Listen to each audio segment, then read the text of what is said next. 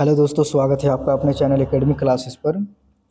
झारखंड में जो सदर अस्पताल है हजारीबाग में, उसमें वैकेंसी आया हुआ है। तो इस वीडियो में हम लोग उसी के बारे में डिटेल से जानेंगे कि इसका जो फॉर्म है वो कब से भराया जाएगा और इसमें कौन से स्टूडेंट इसका फॉर्म भर सकते हैं हम।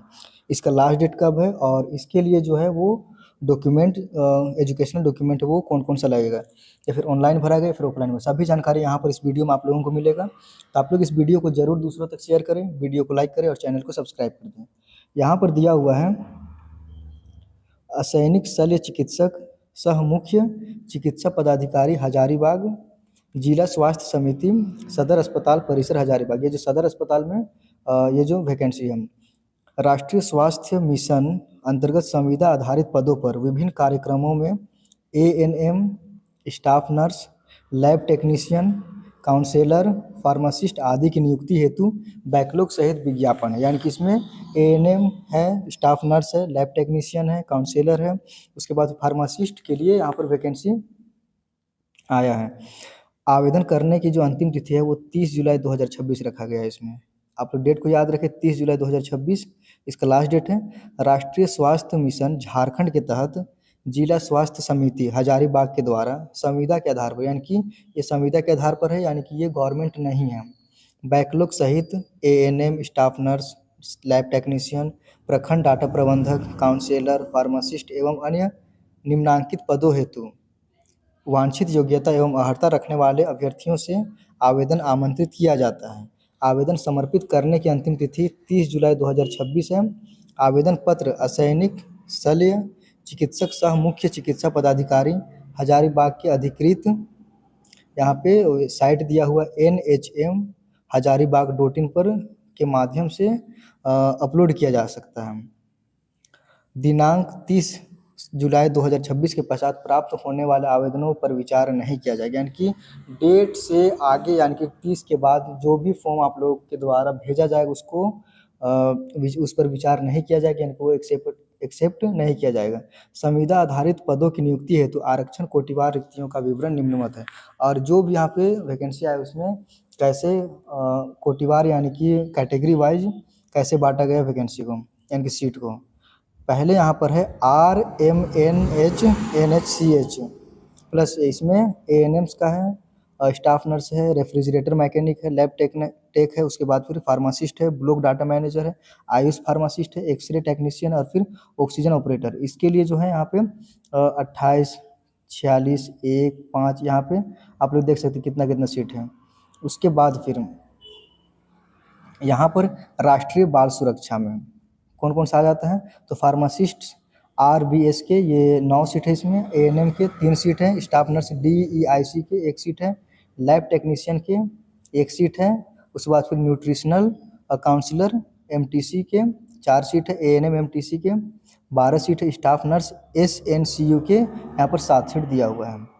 उसके बाद फिर आगे इसमें है NPCD CS NOHP and NPHCE NMHP programme में, जैसे यहाँ पे GNM डिस्ट्रिक्ट NCD क्लिनिक में 1 सीट है, lab technician district NCD clinic में 1 सीट है, आप लोग देख सकते हैं इसमें। उसके बाद फिर इसका 1 सीट है काउंसलर डिस्ट्रिक्ट NCD क्लिनिक में GNMs, उसके बाद फिर लैब टेक्नीशियन में, क्लिनिकल साइकोलॉजिस्ट में, उसके बाद फिर साइकाइट्रिक सोशल वर्कर में, हॉस्पिटल अटेंडेंट, सैनिटरी अटेंडेंट, उसके बाद काउंसलर्स CHC NCD क्लिनिक में 2 सीट यहाँ पर रखा गया है। उसके बाद आगे हम लोग देखते हैं डिस्ट्रिक्ट प्रोग्राम कोऑर्डिनेटर में 1 सीट है, उसके बाद फिर SR डोट्स इसमें 1 सीट है, अकाउंटेंट में 1 सीट है, STS में 3 सीट है, STLS में 2 सीट है, उसके बाद TBHB में 3 सीट है, फिर फार्मासिस्ट NRNTCAP में आपका 1 सीट रखा गया है। उसके बाद फिर NUHM में स्टाफ नर्स में 3 सीट है, फार्मासिस्ट में 1 सीट है, लैब टेक्नीशियन में UPHC में 1 सीट है, उसके बाद फिर ANM में 2 सीट यहाँ पे रखा गया है। अब इसमें संविदा की शर्तें, यानी कि जो भर्ती हो रहा है उसमें क्या क्या शर्त रखा गया, तो उपरोक्त पदों के लिए अभ्यर्थियों का चयन 1 वर्ष के संविदा आधारित पद के लिए किया जाएगा, यानी कि इसका जो कार्यकाल होगा वो 1 वर्ष के लिए किया जाएगा।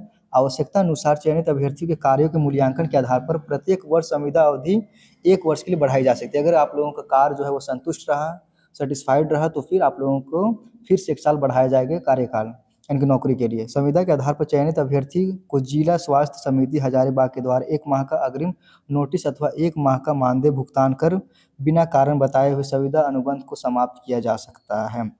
यहाँ पर बोल रहा है कि अगर आप लोगों का जो अगर सेटिस्फाई नहीं रहा तो 1 माह का जो बिना भुगतान किए, अगर आप लोगों ने 1 माह जॉब किया वहाँ पे लेकिन पैसा वहाँ पर नहीं मिलेगा, उसके बाद फिर आप लोगों का अनुबंध को समाप्त किया जा सकता है।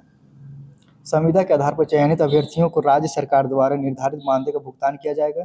इसके अतिरिक्त इन्हें राज्य सरकार द्वारा प्रदत्त अस्थायी सेवकों को सुविधा भत्ता के अनुरूप कोई सुविधा भत्ता अनुमान्य नहीं होगा, यानी कि इसमें सुविधा भत्ता नहीं मिलेगा।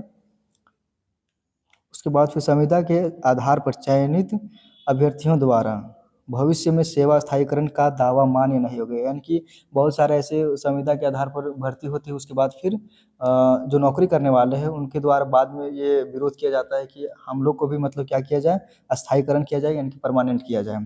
यहाँ पे बोला कि उस दावा का मान्य नहीं होगा। संविदा नियुक्ति हेतु चयन समिति हजारीबाग द्वारा लिया गया निर्णय सभी को मान्य एवं बाध्यकारी होगा। जितना भी यहाँ पे निर्णय होगा उसको सभी को मानना होगा। उसके बाद फिर योग्य उम्मीदवार यहाँ पे जाके फॉर्म भर सकते हैं और इसका जो ऑनलाइन आवेदन जमा करने का जो डेट है वो 14 तारीख है, 30 जुलाई इसका लास्ट डेट है। उसके बाद फिर इसको आप लोग भर सकते हैं। अब आगे हम लोग देखते हैं उम्र सीमा को। तो विज्ञप्ति पदों के लिए अधिकतम उम्र सीमा 35 वर्ष है जो अनरिजर्व कैटेगरी के लिए है। पिछड़ा वर्ग यानी कि बीसी और फिर ओबीसी के लिए 37 वर्ष है। उसके बाद फिर महिला जो अनारक्षित हो, चाहे पिछड़ा वर्ग हो या फिर अत्यंत पिछड़ा वर्ग हो, उसके लिए 38 साल है। और अनुसूचित जाति यानी कि एससी और फिर एसटी के लिए 40 साल है। उम्र सीमा में छूट विकलांग अभ्यर्थियों को न्यूनतम 40% को अधिकतम 5 वर्ष की छूट रहेगी, यानी कि विकलांग ये अभ्यर्थी जो रहेंगे उनको 5 वर्ष का छूट यहाँ पे दिया जाएगा। उम्र सीमा की गणना जो है 30/6/2026 से किया जाएगा, यानी कि 30 जून 2026 से उम्र सीमा की जो गणना है वो किया जाएगा। आवेदकों को केवल ऑनलाइन मोड के माध्यम से अपना आवेदन पत्र प्रस्तुत करना होगा। किसी अन्य मोड से प्राप्त आवेदन पर विचार नहीं किया जाएगा, यानी कि सभी स्टूडेंट्स को यहाँ पे बोला जा रहा है अभ्यर्थियों को कि आप लोगों को ऑनलाइन के माध्यम से इसमें एप्लीकेशन करना होगा, ऑफलाइन यहाँ पे नहीं होगा। शुल्क का भुगतान यहाँ पर 300 रुपये लगेगा सामान्य ईडब्ल्यूएस और फिर ओबीसी के लिए, और एसटी एससी के लिए 200 रुपये यहाँ पर दिया गया है। उसके बाद फिर प्रवेश पत्र और परीक्षा, इसका एडमिट कार्ड और परीक्षा के बारे में जानेंगे हम लोग। तो आवेदन पत्र की अंतिम तिथि के बाद हम प्रवेश पत्र जारी करने और परीक्षा की तिथियों की जानकारी आपके द्वारा आवेदन करते समय प्रदान किए गए ईमेल आईडी एवं विभिन्न दैनिक समाचार पत्रों के माध्यम से सूचित किया जाएगा। यानी कि जैसे आप लोगों का आवेदन कंप्लीट हो जाएगा 30 जुलाई तक, उसके बाद फिर जो उसमें ईमेल आईडी जो भरा रहेगा जिसका फॉर्म भरने के टाइम, तो उसके माध्यम से या फिर समाचार पत्र के माध्यम से आप लोगों को बताया जाएगा कि इसका एग्ज़ाम और फिर एडमिट कार्ड कब जारी किया जाएगा। उसके बाद फिर चयन प्रक्रिया। अब इसमें चयन प्रक्रिया क्या है, तो अभ्यर्थियों का चयन शैक्षणिक एवं तकनीकी प्राप्तांक तथा आवश्यकता अनुसार लिखित परीक्षा, कौशल जांच एवं साक्षात्कार में से एक अथवा अधिक में प्राप्त कुल अंकों के आधार पर किया जाएगा। यानी कि पहले लिखित परीक्षा, उसके बाद फिर स्किल टेस्ट होगा यानी कि कौशल जांच, फिर इंटरव्यू, उसके बाद फिर सभी के आधार पर क्या किया जाएगा, इसमें सिलेक्शन किया जाएगा। चयनित अभ्यर्थियों का मूल्यांकन 100 अंकों के आधार पर किया जाएगा। इनके टोटल जो कितना अंक है, 100 अंक है, जिसमें से 60 अंक जो है वो शैक्षणिक एवं तकनीकी योग्यता, जो आप लोगों का जो भी शैक्षणिक ये 10 10th रहे, 12th रहे, उसके बाद ग्रेजुएशन है, पीजी है, पीएचडी है, जितना भी रहे उसको 60 अंक के आधार पर किया जाएगा। उसके बाद फिर शेष जो है वो 40 अंक वो इसका जो है एक एग्ज़ाम करवाया जाएगा, लिखित एग्ज़ाम, उसके बाद कौशल जांच, उसके बाद फिर साक्षात्कार से एक अथवा अधिक के आधार पर किया जाएगा। योग्य एवं अयोग्य अभ्यर्थियों की सूची जिला वेबसाइट के माध्यम से प्रकाशित की जाएगी। चयन प्रक्रिया में जिला स्तरीय आरक्षण के सभी बिंदुओं का अनुपालन किया जाएगा। जो भी जिला के अंदर में आरक्षण दिया जाता है उसको यहाँ पर पालन किया जाएगा। चयन प्रक्रिया पूरी होने से उसके बाद फिर आगे इसमें दिया हुआ चयन प्रक्रिया के आधार पर पहले तैयार किए गए मेधा सूची में से मेधा क्रमांक के अनुसार रिक्त के अनुसार अभ्यर्थियों का चयन किया जाएगा। मेधा सूची के अनुसार चयनित अभ्यर्थियों की सूची का प्रकाशन किया जाएगा।